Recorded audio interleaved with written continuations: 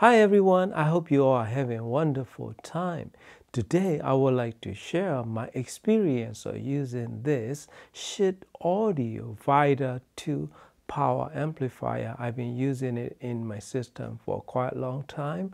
This one is capable of 100 watts at 8 ohm load, 200 watts at 4 ohm load with 400 watts power output of using as a mono block, but it's only stable up to 8 ohm. All my testing went through with stereo mode only using this Freya Plus Tube Balanced Preamplifier stage or EVA Solo DMP A8. So power and price is just about right for $800 price point.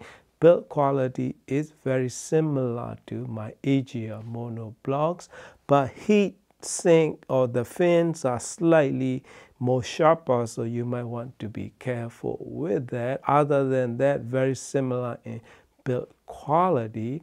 Inside of this Vita 2 is using 600 VA transformer with 40,000 microfarad capacitors for power supplies, dual mono design with a bipolar transistor, and according to Schiit Audio, there is no capacitors on signal path. So that means we are getting purest possible audio signal output out of this Vita 2. Total harmonic distortion or intermodulation is great. I tried it in my two different systems using CSS Audio Tori S4 and Gallium Voyager transmission line speakers and pairing with EVA Solo DMP A8 as a DAC streamer and pre-stage. Out of those pairing, it's totally work together nicely with that CSS Audio Tori S4 and it sounded really nice together. It doesn't really click with Gallium Voyager transmission line speaker, so I stopped using it. I keep on listening with Tori S4. Nice and rich sound with good dynamics to it. Clean and precise mid-range and bass quality that it can provide. High frequency may not be very well extended, but it has very good separation and air and space that we could hear, so which is pretty nice presentation that it can produce pairing with those speakers and the EVA Solo DMP A8. Pairing with DMP A8 also gives me more open sound than pairing with this Freya Plus Balanced Pre-Stage from Schiit Audio. So it's different take and different taste dependent. So I try both of it. I kind of like more to this Freya Plus combination in terms of the richness and more slightly a bit more deeper side of sound signature. So that is my personal preference, but nothing wrong with pairing with DMP A8 either. Slightly more transparent in sound signature. So when I pair with this Freya Plus using AudioQuest King Cobra RCA cable to this Vita 2, pairing with Sony HAP-Z1 ES Music Server and Musician Audio Pegasus to R2R DAC.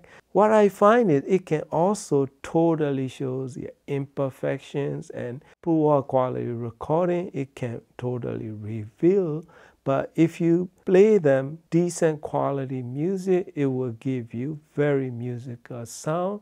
When I pair with these two speakers, JBL L100 Classic 75th and Pioneer TED S1EX towers.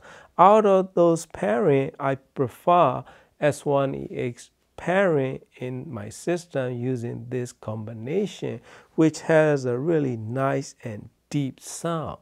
And it has a nice openness to it, yet it can be a little darker side of neutral sound.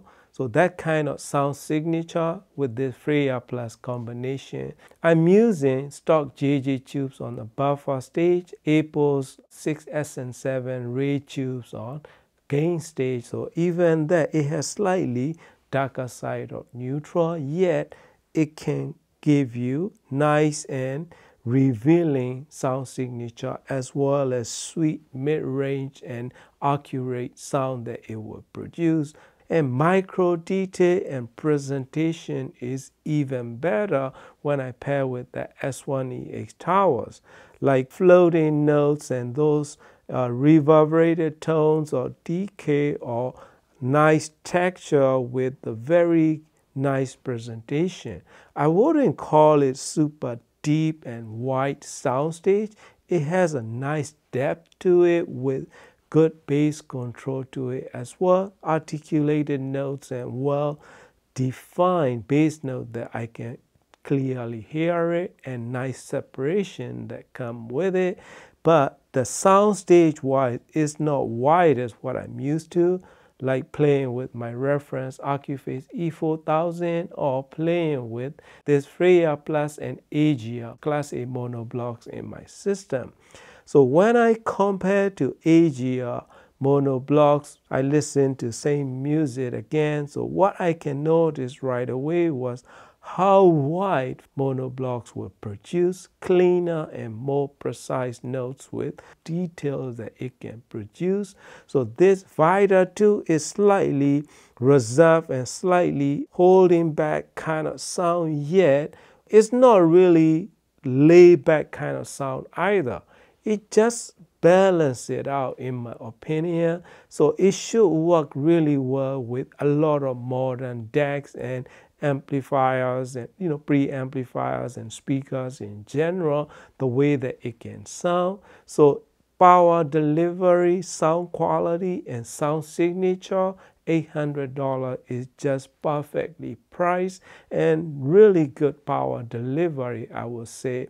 When I try back to back with this Agia mono blocks, what Agia mono blocks totally outshine this Vita 2 is how open it will sound, how wide it will produce, and how much space between the notes and air that it will deliver. So that kind of different in sound quality, but the price is probably double, right? So that kind of differences in sound reproduction, but background quietness and everything. I mean, Agia have a more lively sound compared to this Vita 2. So a lot of modern speaker, it should work really well. Out of all these pairing, right, my favorite is pairing with this S1EX towers for very nice presentation with very articulated notes and overall musical presentation that it can produce together. But second favorite is CSS Audio Tori S4 and DMB A8 combination with this Vita 2 driving them, which is really nice as well. So if you ask me, how would it compare to my reference Accuphase E4000, right? The darkness in background, much better bass control and power delivery with incredible immediacy that it will totally show it right away, especially width and depth and super clear and dark background that it will produce. That's what I will hear with Accuphase E4000. This Vita 2 will give you nice and engaging sound with slightly reserved kind of sound signature, slightly on darker side or neutral tone, yet it has revealing sound quality as well that it will totally show you pairing component sound signature. So it's kind of nice balance in all those points. If you are looking for any power amplifier under $1,000, don't look any further. This Vita 2 is great buy in my opinion.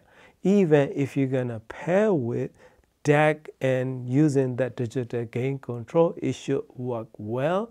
4-ohm speakers, if you are using as a mono block, it may not be as stable even as Agia mono blocks that I have, so that is a tiny bit of downside. But price is good, sound quality is very nice for $800 that you can get, so I can easily recommend it to you to try it, my friend.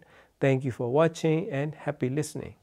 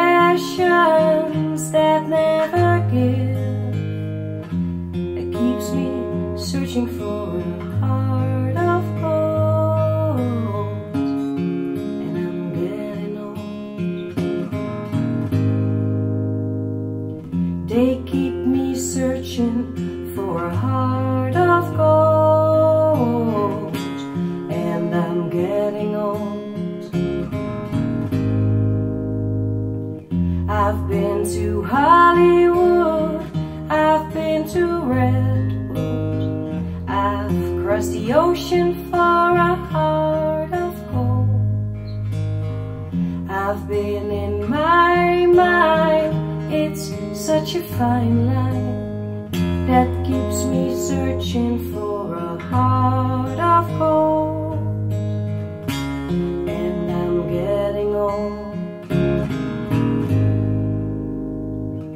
It keeps me searching for a heart of gold. And I'm getting old.